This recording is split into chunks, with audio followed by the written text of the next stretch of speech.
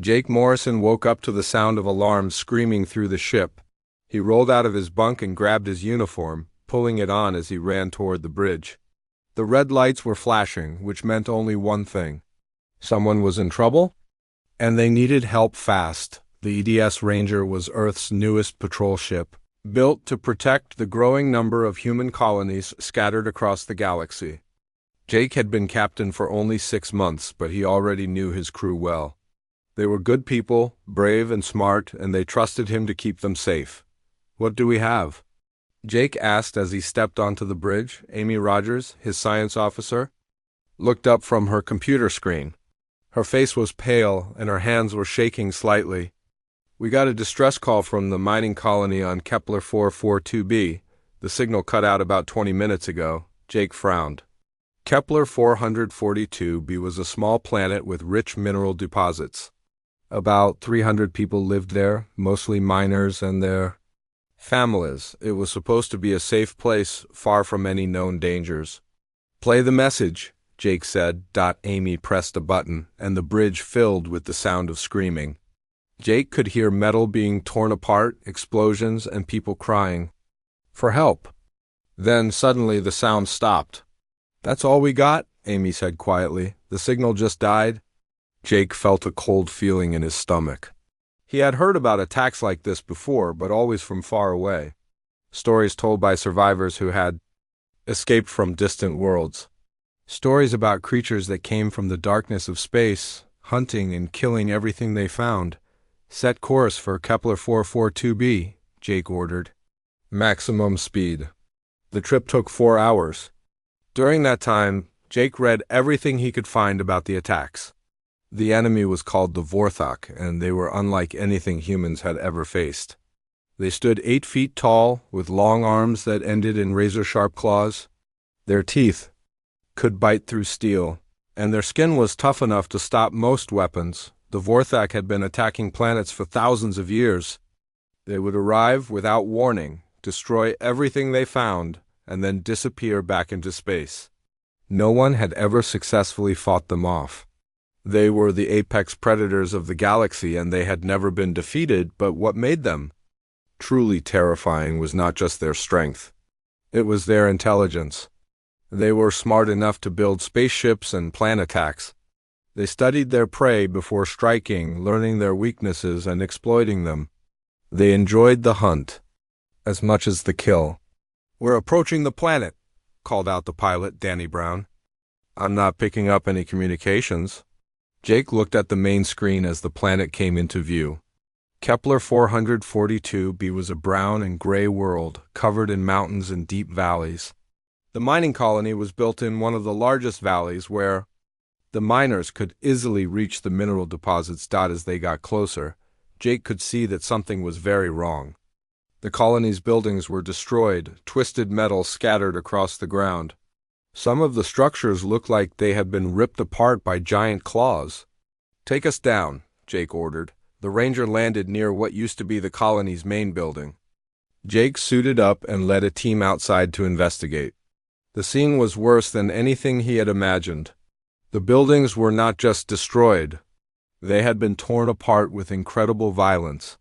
Deep claw marks covered every surface, and there was signs of a fierce battle. Amy knelt beside one of the claw marks and took measurements. "So these marks are 12 inches deep. Whatever made them was incredibly strong." Jake nodded grimly. He had seen pictures of Vorthok attacks before, but seeing the destruction in person was different. It was personal. These had been real people with families and friends and dreams for the future. "Any survivors?" he asked. The search team spread out across the colony, checking every building and shelter. They found nothing. No bodies, no survivors, no sign of where the colonists had gone. It was as if 300 people had simply vanished. "The Vorthok took them," Amy said quietly. "According to the reports, they sometimes take prisoners back to their ships." Jake felt anger building inside him. The Vorthok were not just killers. They were monsters who enjoyed causing pain and fear. They had built their entire civilization around hunting and destroying others. "Sir, you need to see this," called out One of the search team members, a young man named Pete Adams, Jake walked over to where Pete was standing. On the ground was a message, burned into the metal with some kind of energy weapon. The writing was in the Vorthek language, but Amy's computer could translate it. It says, "Earth is next," Amy read aloud. Jake stared at the message for a long moment. The Vorthak had made their intentions clear. They were not satisfied with destroying the outer colonies.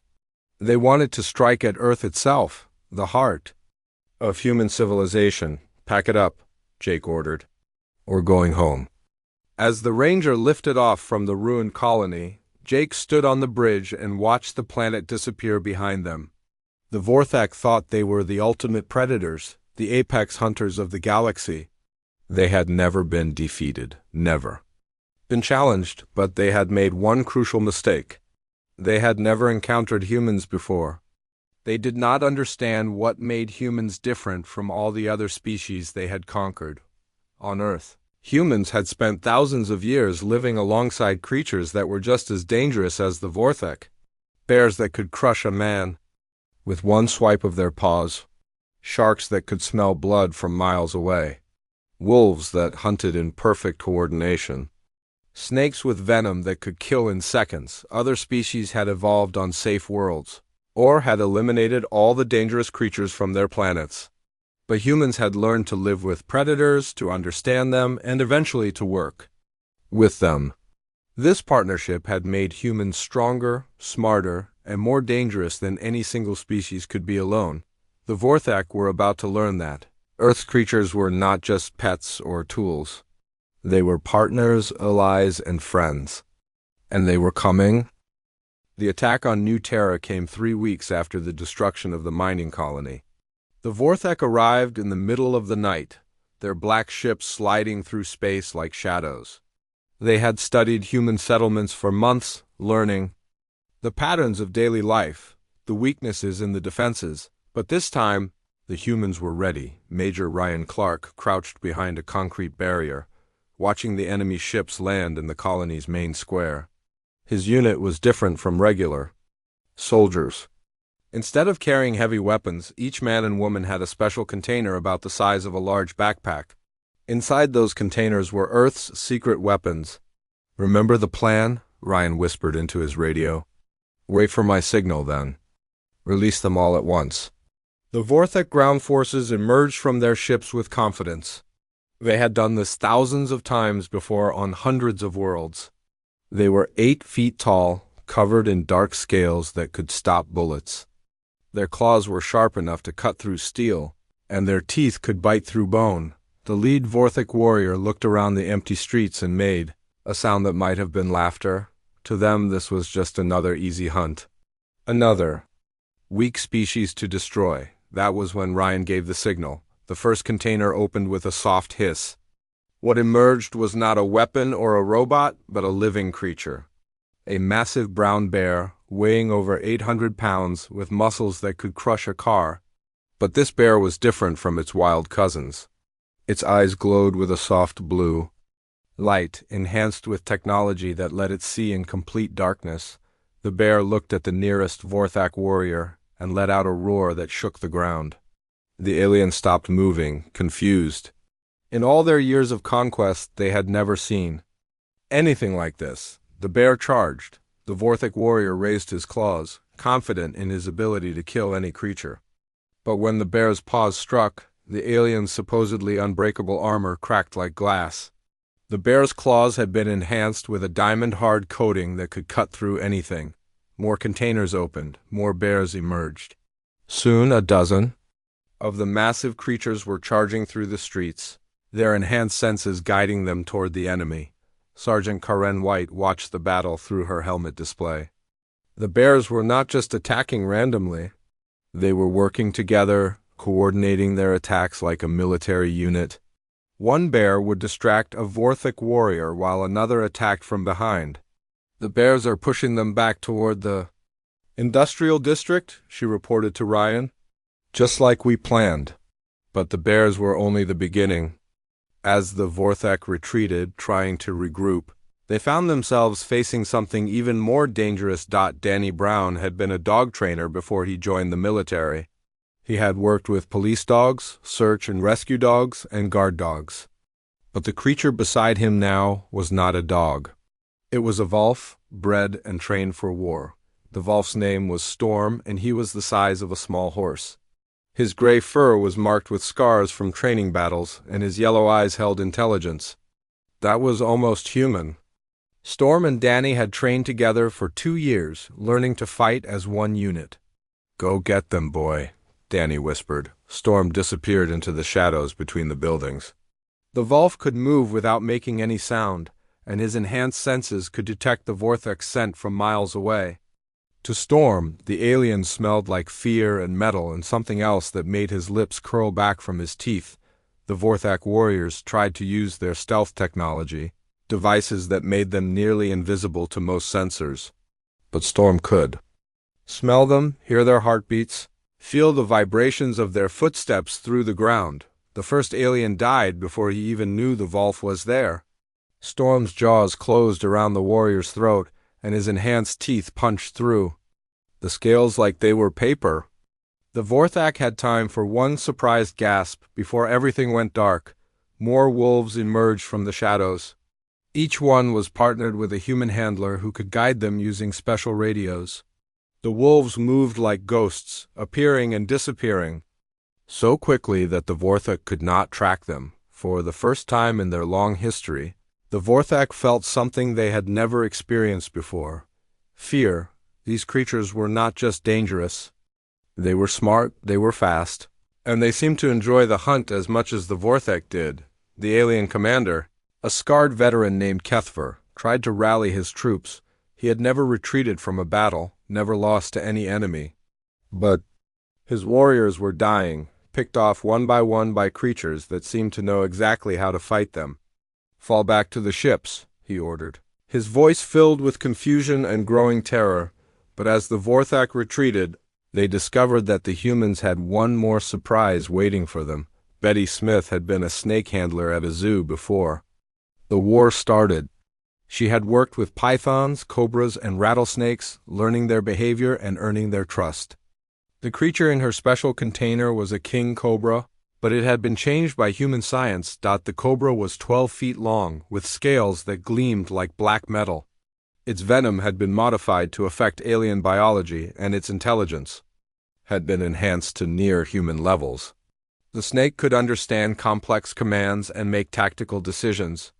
"Time to go to work," Betty whispered as she opened the container. The cobra slithered out into the night, moving toward the Vorthak. Ships with deadly purpose. Its enhanced senses could detect the heat signatures of the aliens, and its modified venom would paralyze them within seconds. The Vorthak reached their ships, thinking they had escaped. But as they tried to board, they found their path blocked by something that made them freeze in terror. The cobra reared up, its hood spread wide, its eyes glowing with intelligent malice. The first Vorthak warrior to approach collapsed within moments, his nervous system shutting down from the snake's bite.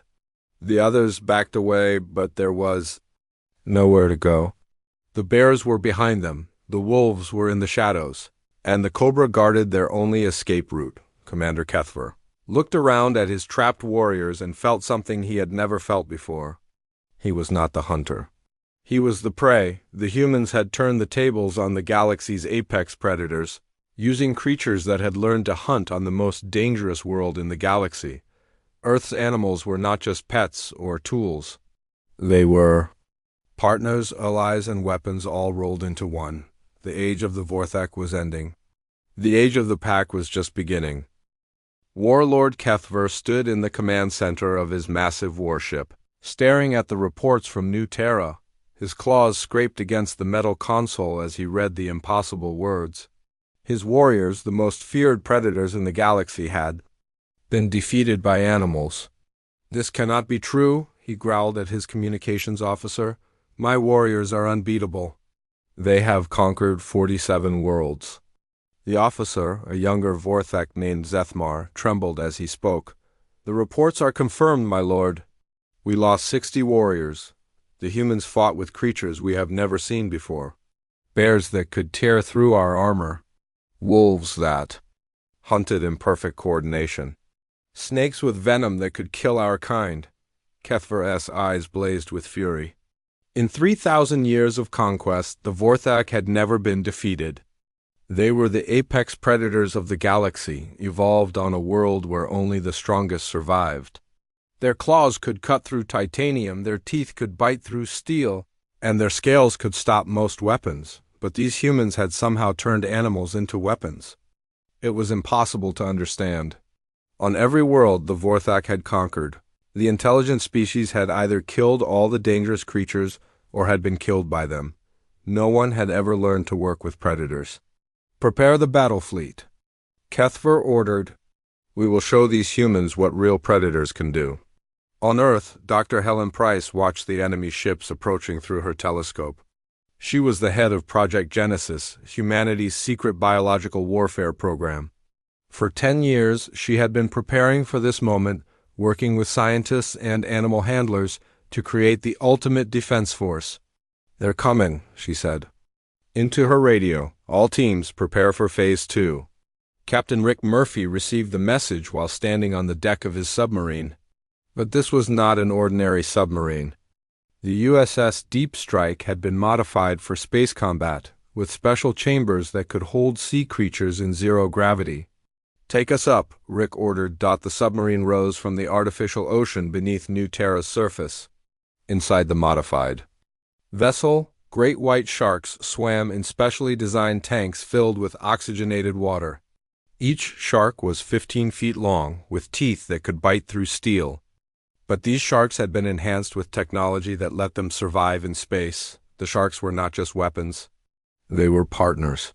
Each one had been trained to work with a human pilot who could guide them using electromagnetic signals. The sharks could sense the electrical fields given off by alien technology, making them perfect for hunting enemy ships. Release the Marine unit, Rick commanded. The submarine's cargo bay opened, and the sharks swam out into the vacuum of space. Their bodies had been modified with special organs that let them process oxygen from their blood for short periods. They moved through space like they moved through water, with deadly grace and perfect precision. The first Vorthak patrol ship never knew what hit it.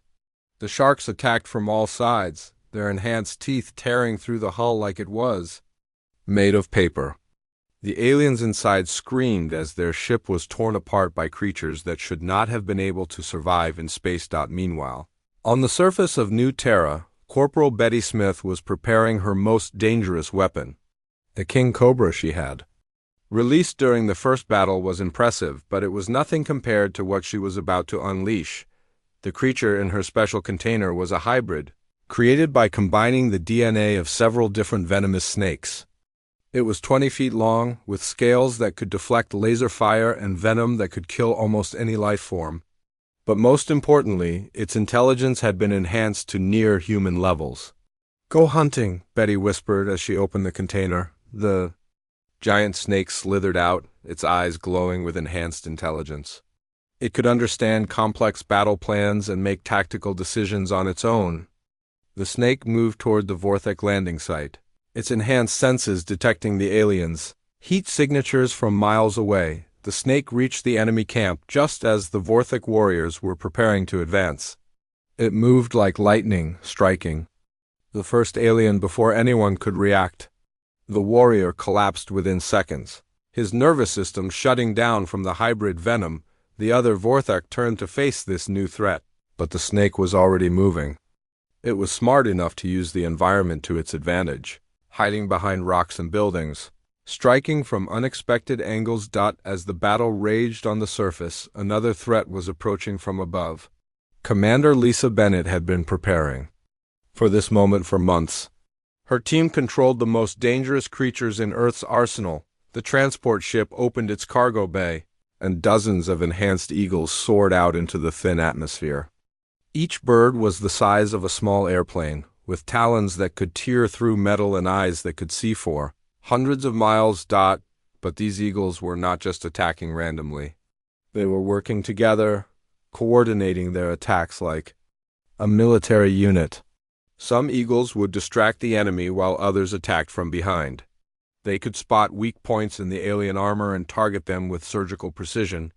Gary Johnson watched the battle from his command post, coordinating the attacks of his most unusual unit. His team worked with dolphins, sea creatures that had been modified to fight in space. The dolphins used their enhanced echolocation to map the inside of enemy ships, finding weak points and vital systems. "Target the engine room," Gary ordered. The dolphins swam through space toward the Vorthik flagship, their sonar painting a perfect picture of the ship's interior. They could detect the location of every alien on board, every weapon, every piece of critical equipment. The dolphins attached special charges to the ship's hull, placed with precision that only their enhanced senses could provide. When the charges exploded, they would disable the ship without destroying it completely, allowing the humans to capture it intact. Warlord Kethver felt his ship shudder as the charges detonated. Emergency lights flashed throughout the command center, and his officers scrambled to assess the damage. "Engine room is offline," reported one of his warriors. "Life support is failing on decks 7 through 12. Kethver stared at the main screen, watching as his fleet was torn apart by creatures that should not have been able to threaten them.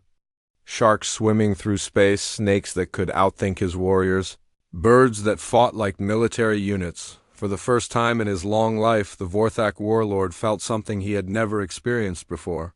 He was not the hunter, he was being hunted by creatures that were smarter, faster, and more deadly than anything he had ever faced. The humans had not just tamed the predators of their world. They had made them into partners, allies, and weapons. And now those creatures were coming for him. Emperor Vorthmak had ruled the Vorthik Empire for over 200 years. He was the largest and most dangerous of his species, standing 9 feet tall with scars covering his dark scales. His claws had killed more enemies than any other Vorthak. Alive, and his roar could be heard across entire battlefields, but now, for the first time in his life, he felt something that made his blood run cold. Fear. The reports from the human worlds were impossible to believe. His greatest warriors, creatures that had conquered the galaxy, were being defeated by animals.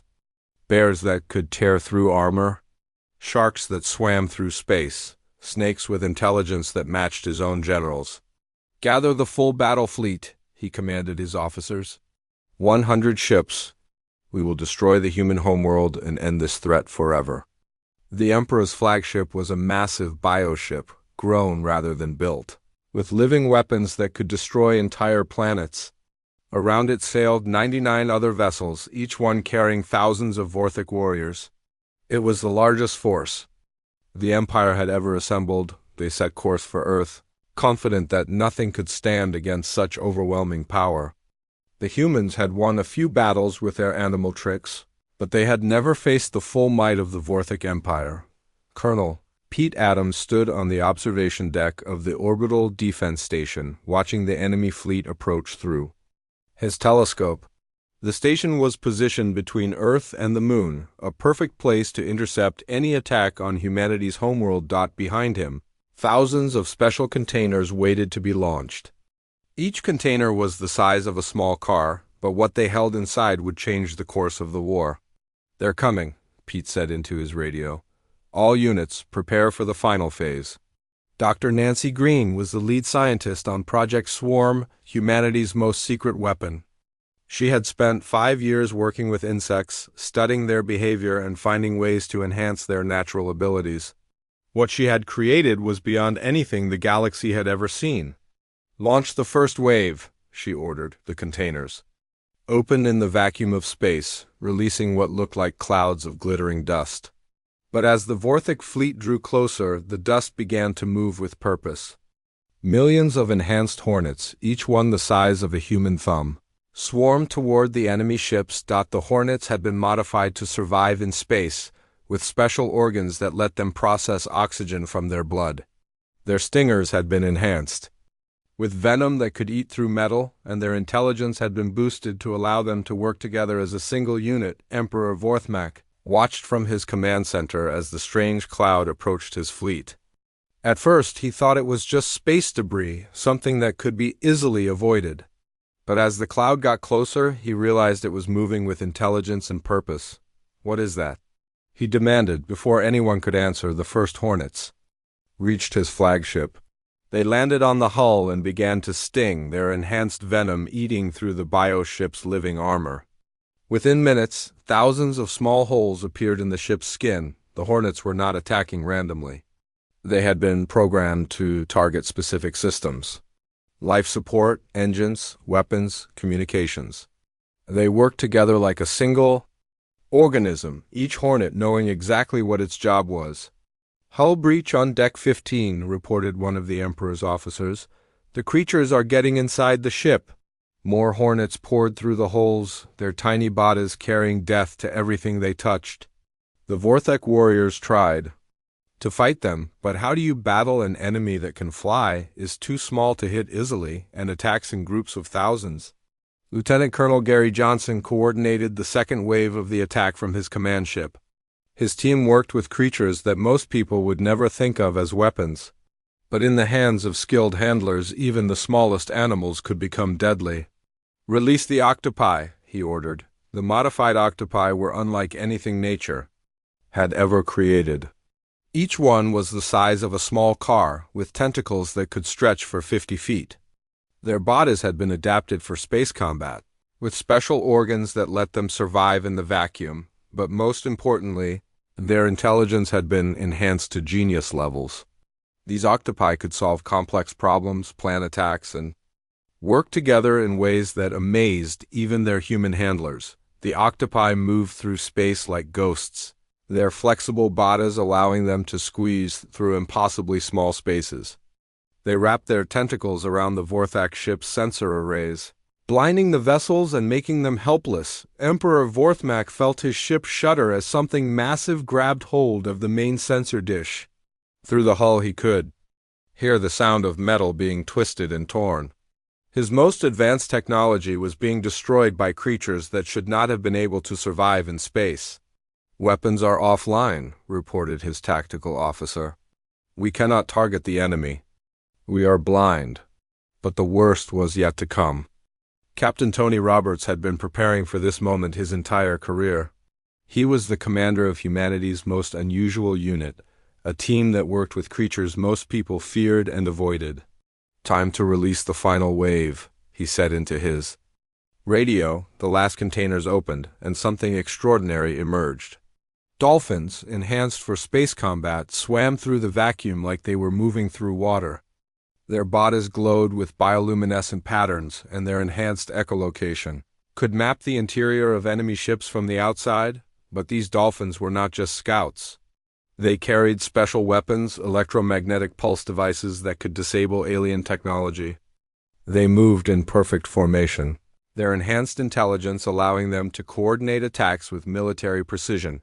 The dolphins swam toward the Vorthak flagship, their sonar painting a perfect picture of the ship's interior.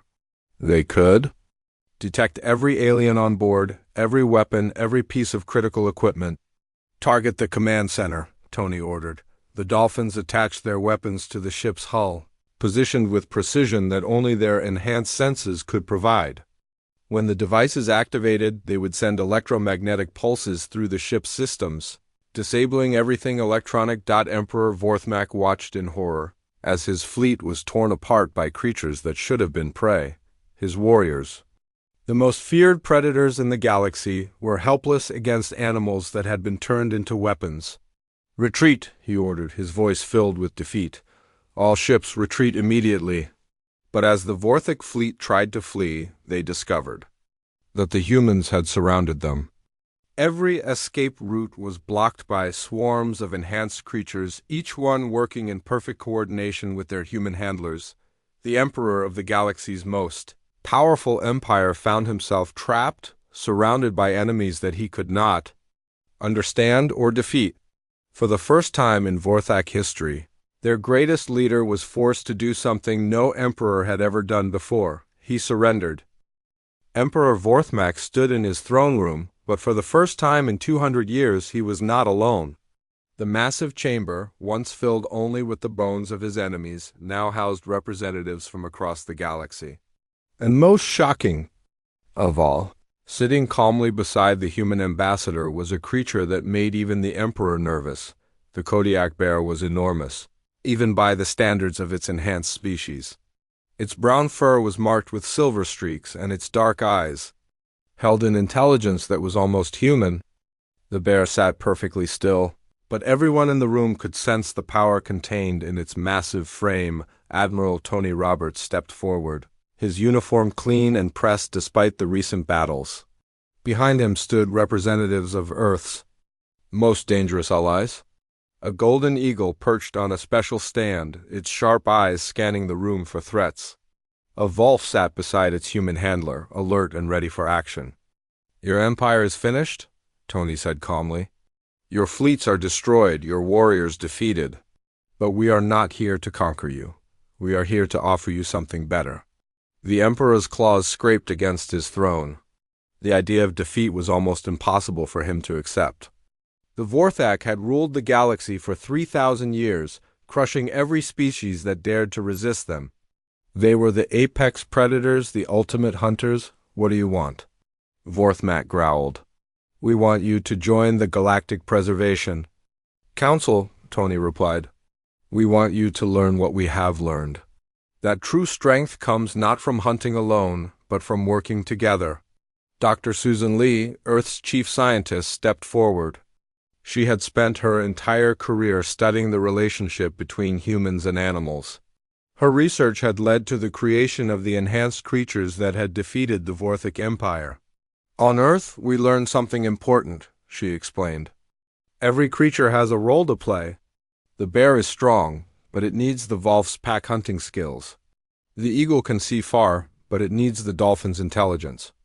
When they work together, they become more than the sum of their parts." The Emperor stared at her with confusion. "You speak of cooperation with prey animals. It is impossible." "Is it?" Susan asked. "Your own warriors have seen what our animals can do. They have been defeated by creatures you considered weak. Maybe it is time to learn from them instead of trying to destroy them." In the months that followed, the most unlikely partnership in galactic history began to form. Warlord Kethver, the scarred veteran who had lost his first battle on New Terra, became the first Vorthak to work with Earth's animal handlers. Danny Brown, the former Volf trainer, found himself teaching the fearsome alien how to communicate with the predators of the Vorthak homeworld. The planet was covered in dense forests, home to creatures that were just as dangerous as anything on Earth. "The key is respect," Danny explained as they walked through the alien wilderness. "You cannot dominate a predator and expect it to trust you. You have to earn its respect." Kethver watched as Danny approached a creature that looked like a cross between a tiger and a dragon. The beast was 12 feet long, with claws that could cut through stone and breath that could melt metal. It was the apex predator of the Vorthak homeworld, and it had never been tamed. "How do you do it?" Kethver asked. "I listen," Danny replied. "Every animal has a language. You just have to learn how to speak it." Within a year, the first Vorthak predator partnership was formed. Kethver learned to work with a creature his people had always feared, and together they became more effective than either could have been alone. The transformation spread across the galaxy. Species that had been enemies for centuries began to work together. The Vorthak taught other races how to hunt and fight, while the humans taught them how to cooperate with their planet's native creatures. Captain Jake Morrison, now promoted to Admiral, stood on the bridge of the EDS Harmony, watching a joint patrol of human and Vorthak ships protecting a trade route from space pirates. Beside him, his partner Freedom, a red-tailed hawk, scanned the area with enhanced vision. "Hard to believe," Jake said to his tactical officer, Amy Rogers. "A year ago, we were at war with them. Now we are working together to keep the peace." Amy nodded, watching as a Vorthak warrior worked alongside a human handler to coordinate the flight patterns of a group of enhanced eagles. "The galaxy is changing, sir." For the better, the change was not easy. Many species resisted the new philosophy, preferring the old ways of domination and conquest. But as they watched the success of the Human-Vorthic Alliance, more and more worlds began to adopt the partnership model. Dr. Helen Price, now the head of the Galactic Preservation Council, stood before the assembled delegates from 100 different worlds. Behind her, a massive screen showed footage of the new mixed-species teams in action. "We have learned that the universe is not a place where the strong survive by destroying the weak," she said. "It is a place where the wise survive by helping others become strong." The footage showed human handlers working with alien creatures, Vorthic warriors partnering with Earth animals, and mixed teams of species working together to solve problems that no single group could handle alone. Emperor Vorthmak, now simply called Elder Vorthmak, sat in the audience. The former ruler of the galaxy's most powerful empire had given up his throne to become a student. He was learning to work with Earth's creatures, starting with the most patient and gentle animals. Beside him sat a golden retriever, its tail wagging as it watched the presentation. The dog had been trained to work with former enemies, helping them learn that not all relationships had to be based on fear and domination. "The galaxy has a new apex predator," Jake Morrison said as he addressed the council. "But it is not a species, it is an idea. The idea that we are stronger together than we are apart." The Vorthic Empire had ruled through fear for 3,000 years. The new Galactic Preservation Council would lead through example, showing every species that cooperation was more powerful than conquest. In the depths of space, a new legend was being written. Not the story of a single species that conquered all others, but the story of many species learning to work together. The age of lone hunters was over. The age of the pack had begun, and at the center of it all were the creatures of Earth, no longer just animals, but partners, teachers, and friends to an entire galaxy.